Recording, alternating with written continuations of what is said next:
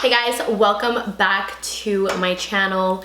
Today's video is going to be another cooking with Evette video, and in this video I'm going to show you guys how I do my fideo. So it's basically my sopita. I call all of it fideo just because it's easier. Like when I was growing up I would call it sopita, but sopita could pretty much mean anything, you know. It could be like sopa de arroz, it could be a sopita maruchan, you know. So I just like to call all of it fideo. So if you guys hear me saying fideo, please do not come at me because it's not the little palitos. I'm gonna be doing the seashell sopita for you guys.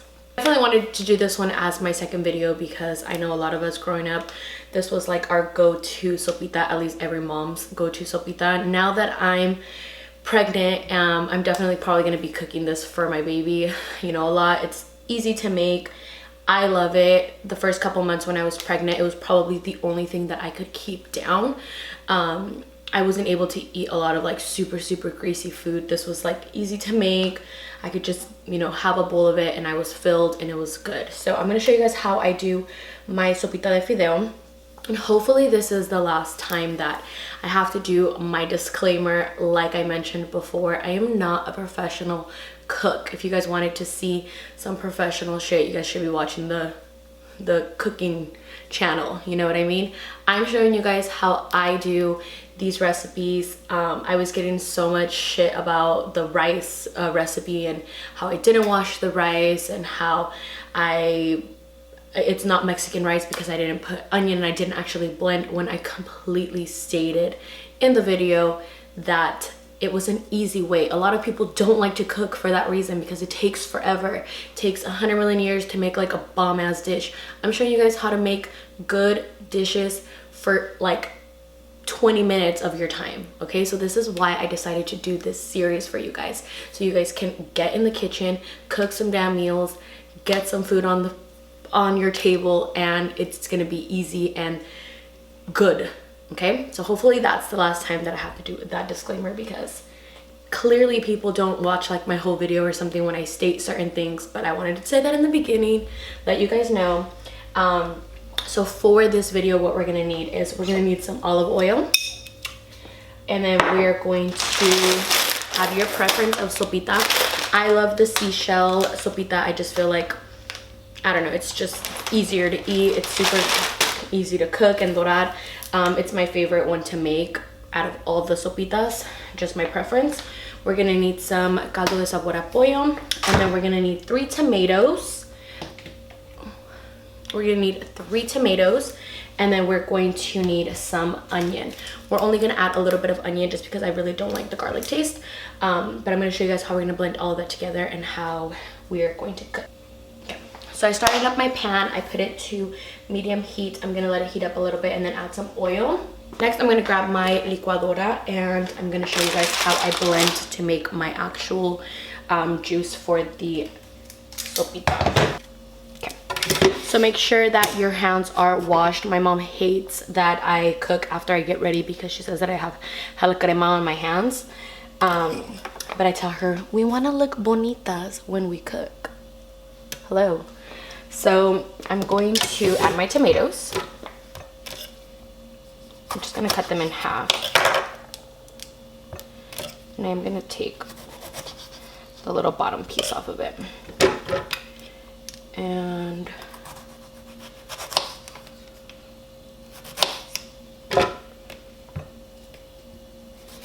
add my tomatoes.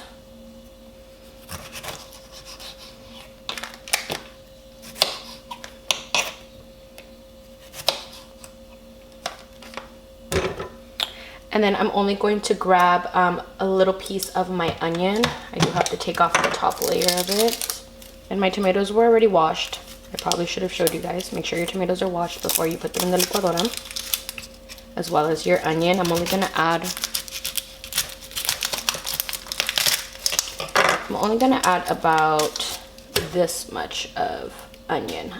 With all of your vegetables, you always want to make sure that you do rinse them off though, because you don't want no E. coli coming up in this shit. Right now all the vegetables have been coming out with bacteria and shit. It's like you can't eat anything.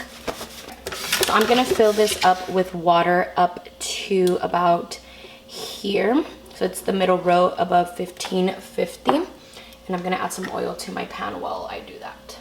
Only up to the 1500, a little bit higher than that. We're gonna add our tapadera. And we are going to blend.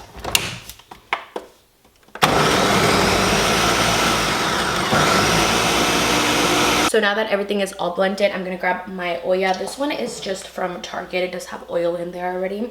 I just got it from Target. We're gonna add our preference of sopita. I want to dorar our sopita.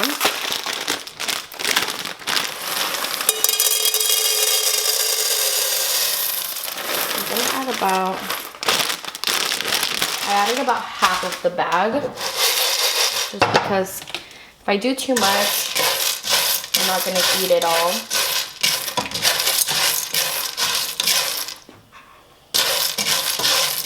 This is the part that probably takes the longest because we do have to make sure that everything is very doradita. We want our pasta to look brownish when we apply the tomato juice.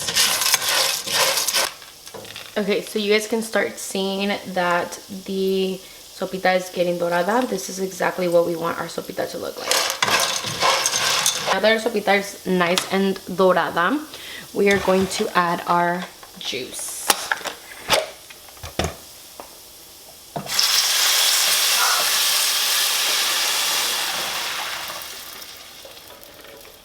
Okay, so this part is going to be very similar to the part with the sopa. We're going to bring it up to a boil. And then this is where we're going to basically know what it's going to taste like. I am going to go ahead and add some of the caldo de pollo seasoning. I'm going to add 2 spoons.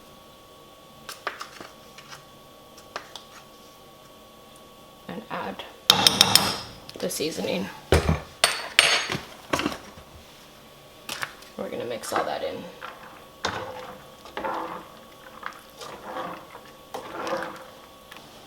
So once it comes up to a boil, this is your chance to be able to taste the juguito once again to make sure that it's the taste you want it to be.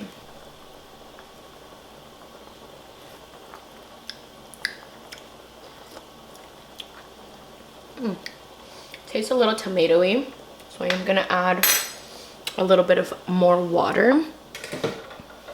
Now I'm just gonna let the sopita sit and cook itself. It's literally gonna take maybe about 20 minutes for it to fully cooked, so we'll come back and check on it in a couple of minutes.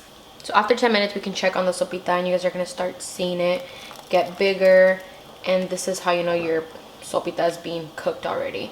You definitely want it to your preference, so you're gonna leave it cooking based on however long you want it to stay cooking. A lot of people like their sopa really soft, the actual texture of it, and some people don't. They like more of a little bit of a hard feel. I like for mine to be really, really soft where the shells are almost breaking. So we are gonna leave it in for a few more minutes, but just wanted to give you guys a little update on how it's already looking. I don't know where the lid to my olla is, but I am gonna just kind of leave it slightly open so it doesn't start spilling or anything. So we're gonna let that sit for another 10 minutes. Okay, so it's been a total of about 15 minutes or so, 15-20 minutes. I wasn't really looking at the time, but oh, that's the wrong spoon. But the sopa is ready, as you guys can see. You guys can obviously taste it to your preference. It's perfect. Tastes freaking amazing. I'm gonna shut this off and I'm gonna serve myself some sopita.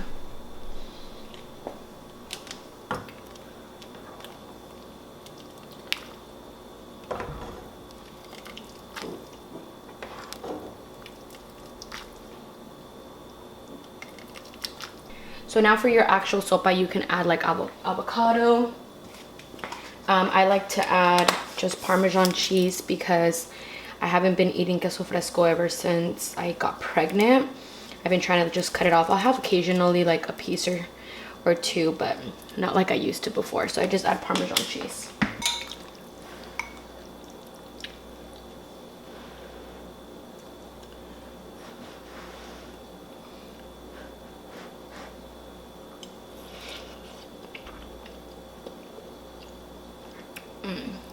Honestly, sopita is my favorite, guys. Like, I fuck with it so hard. I love, love, love. And obviously fideo, you can pair it up with like taquitos de papa. You could even put papa in your actual fideo. There's a lot of things that you can do with the fideo. But of course, I'm just gonna show you guys how I make the actual fideo itself. But let me enjoy. This is how I make my sopita de fideo. If you guys enjoyed this video, definitely give it a thumbs up. Don't forget to hit that subscribe button, and I will see you guys on my next video. Love you guys. Many times I remind myself